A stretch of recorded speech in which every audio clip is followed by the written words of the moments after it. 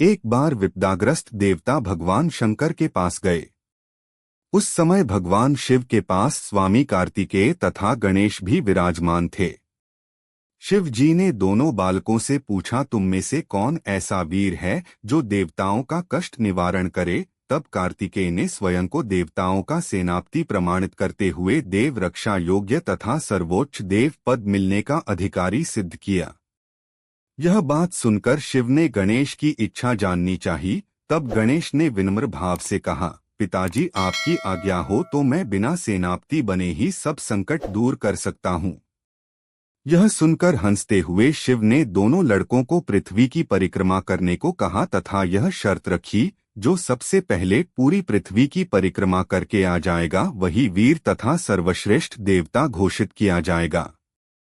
यह सुनते ही कार्तिकेय बड़े गर्व से अपने वाहन मोर पर चढ़कर पृथ्वी की परिक्रमा करने चल दिए। गणेश ने सोचा कि चूहे के बल पर तो पूरी पृथ्वी का चक्कर लगाना अत्यंत कठिन है, इसलिए उन्होंने एक युक्ति सोची।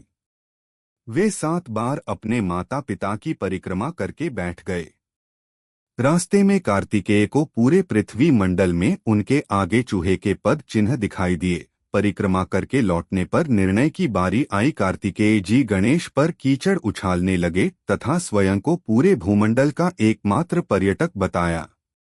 इस पर गणेश ने शिव से कहा, माता पिता में ही समस्त तीर्थ निहित हैं, इसलिए मैंने आपकी 7 बार परिक्रमाएं की हैं। गणेश की बात सुनकर समस्त देवताओं तथा कार्तिकेय ने सिर झुका लिया।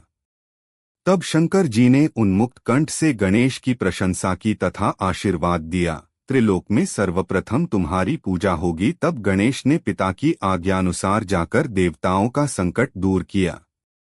यह शुभ समाचार जानकर भगवान शंकर ने अपने चंद्रमा को यह बताया कि चौथ के दिन चंद्रमा तुम्हारे मस्तक का सेहरा बनकर पूरे विश्व को शीतलता प्रदान करेगा। जो स्त्री पुरुष इस तिथि पर तुम्हारा पूजन तथा चंद्र अर्घ्यदान देगा, उसका त्रिविधि ताप दैहिक दैविक भौतिक दूर होगा और ऐश्वर्य पुत्र सौभाग्य को प्राप्त करेगा। यह सुनकर देवगण हर्षातिरेक में प्रणाम